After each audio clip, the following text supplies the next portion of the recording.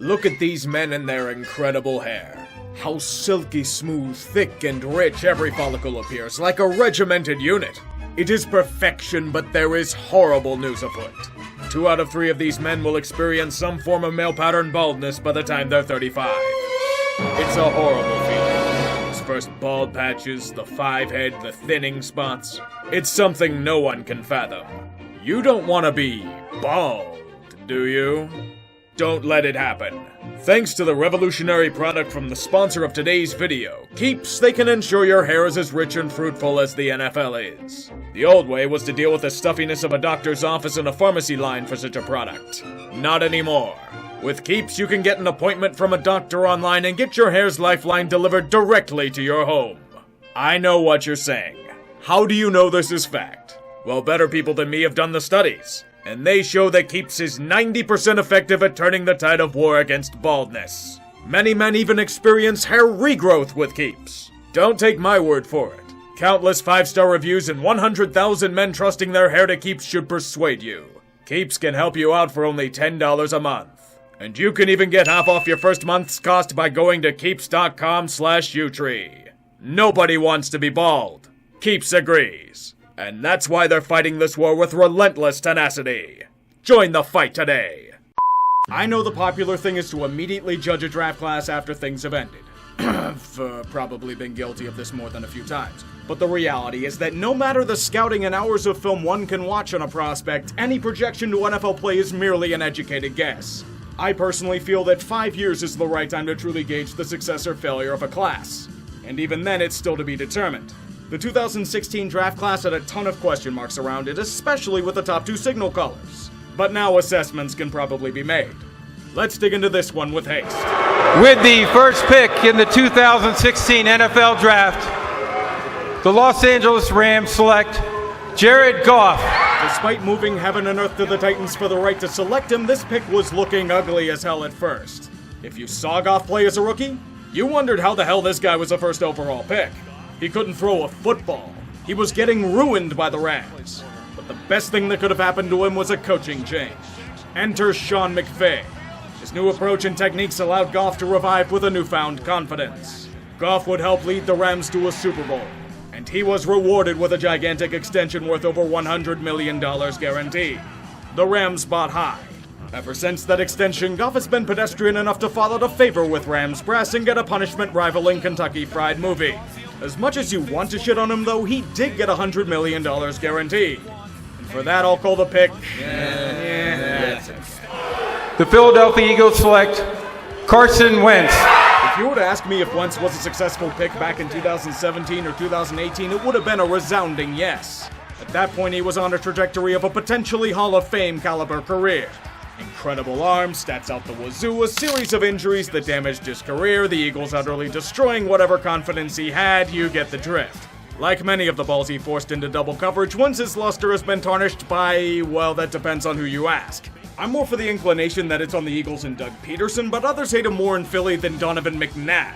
Maybe trading him to Indianapolis will help out, but for the time being, he's merely meh. The San Diego Chargers select Joey Bosa. Fortunately, the Chargers paid him a proper bonus as a rookie because Bosa is an outstanding talent. A legit shit record that will make any offensive lineman stay a living hell.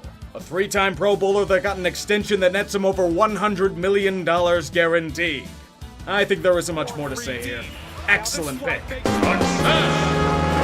The Dallas Cowboys select Ezekiel Elliott. Picking a running back in the top 5 in this day and age?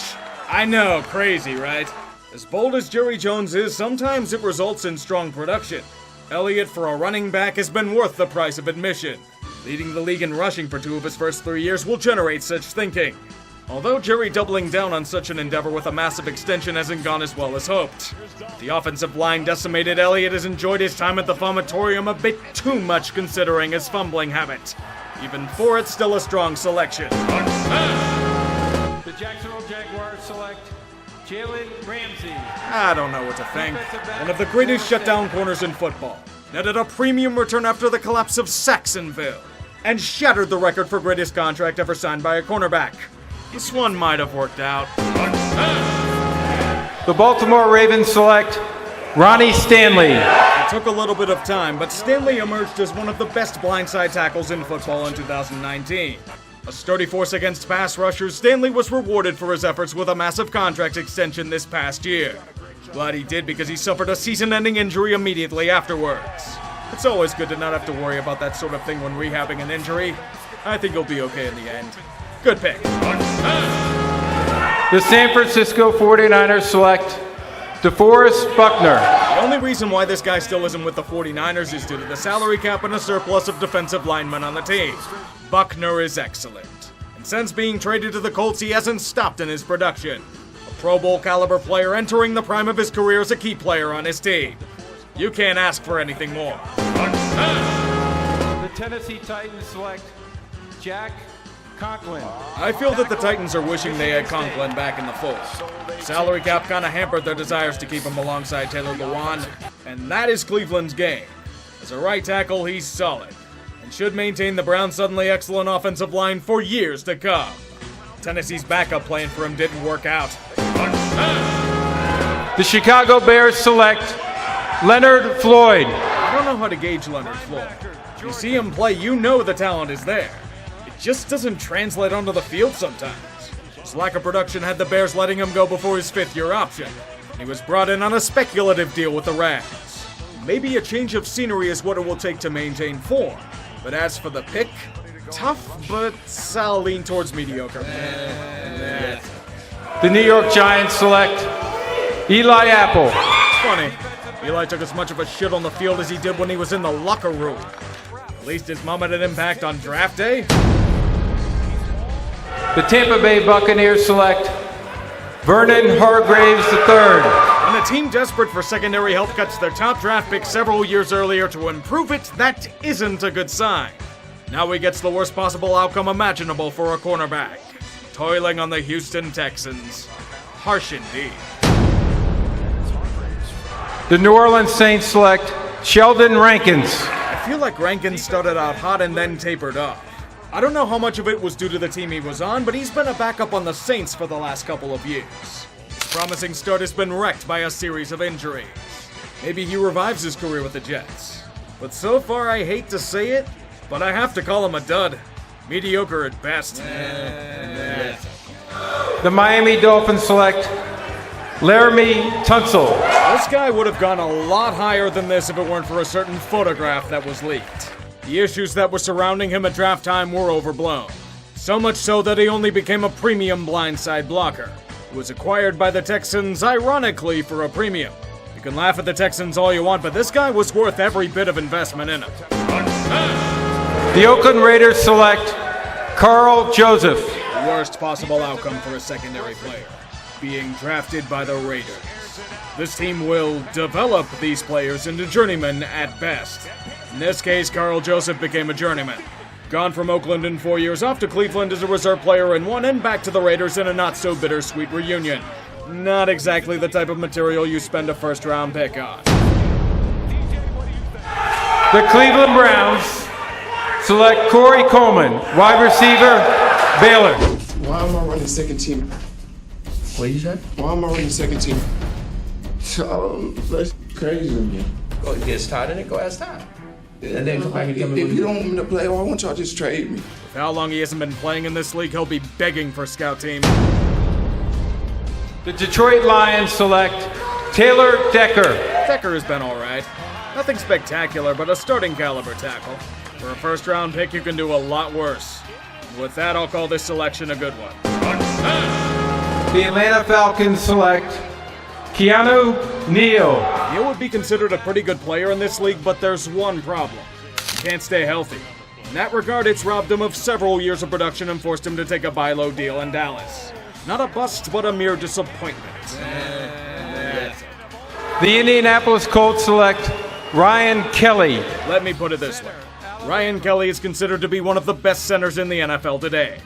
I think that's all that needs to be said about this pick. The Buffalo Bills select Shaq Lawson.